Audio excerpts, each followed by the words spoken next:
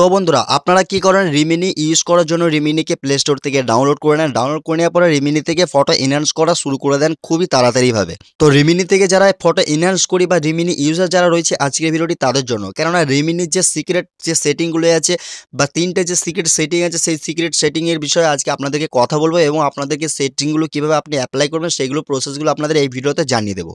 কী process রয়েছে, তিনটি secret setting রয়েছে এবং এই সেটিংগুলো অবশ্যই আপনারা যারা ফটো এনহ্যান্স করেন রিমিনি থেকে বা যারা রিমিনি ইউজ করেন তাদের অবশ্যই জানাটা প্রয়োজন। তো সেই সেটিংগুলো এনেবল করলে আপনার বেনিফিট কী হবে সবকিছু আপনাদেরকে এই ভিডিওতে জানিয়ে দেবো এবং ভিডিওটি যদি ভালো লেগে থাকে অবশ্যই একটা লাইক করে বন্ধুদের সঙ্গে অবশ্যই শেয়ার করে দেবেন। বন্ধুরা রিমিনি যারা ইউজ করেন আজকে ভিডিওটি গুরুত্বপূর্ণ একটা ভিডিও হতে চলেছে রিমিনি ইউজারদের জন্য। তো বন্ধুরা বেশি কথা না বলে চলুন ভিডিওর মূল টপিকে চলে যাওয়া যাক। তারপর আপনাকে পুরো প্রসেসটা আমি আপনাকে দেখিয়ে দেবো স্টেপ বাই স্টেপ যে কীভাবে আপনারা এই তিনটে সেটিং এনেবল করবেন আর এনেবল করলে আপনার বেনিফিটটা কী হবে সবকিছু আমি আপনাদেরকে এই ভিডিওতে জানিয়ে দেবো। তো বন্ধুরা চলুন মোবাইলের স্ক্রিনে।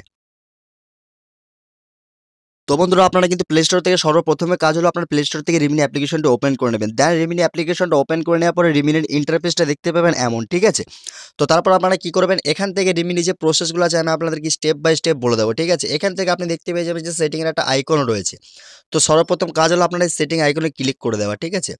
১ মিনিট। তো সেটিং আইকনে আপনি ক্লিক করে দেবেন। দেন ক্লিক করার পর এখানে যে ফিউচারগুলো আছে সবকিছু আপনারা দেখতে পেয়ে যাবেন এখানে।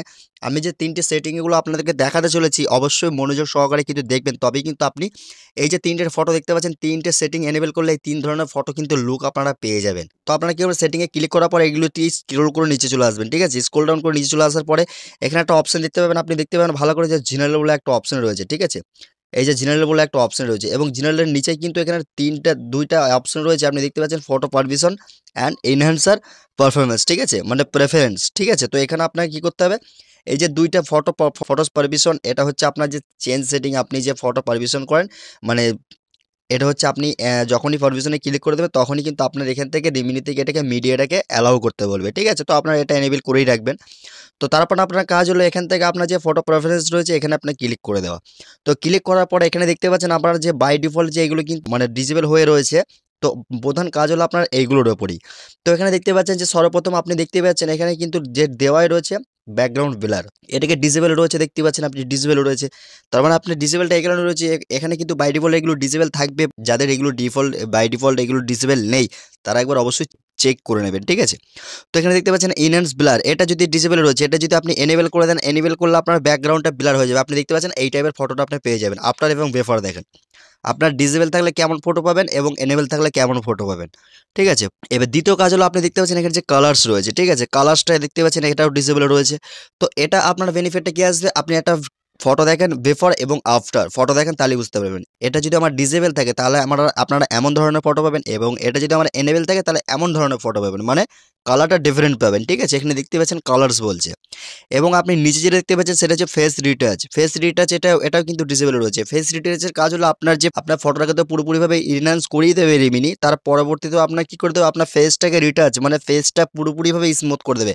ফেস রিটাচ হচ্ছে আপনার অনলি ফেসটির জন্য, পুরোপুরি আপনার ফেসে যদি কোনো রকম দিক্কত থাকে, ঠিক আছে, ইনহ্যান্স করার পরেও তবুও কিন্তু আপনার এই ফেস রিটাচটা চেঞ্জ করে দেবে আপনার পুরো ফেসটা। কি দেখতে পেয়েছেন এই ৩টে সেটিং আপনার মূল্যবান সেটিং, এই সেটিংগুলো অবশ্যই আপনাকে এনেবল করে রাখতে হবে। তো তারপরে দেখতে পাচ্ছেন এর নিচে যে অপশনটা রয়েছে এনেবল, এটা তো অবশ্যই এনেবল করে রাখতে হবে।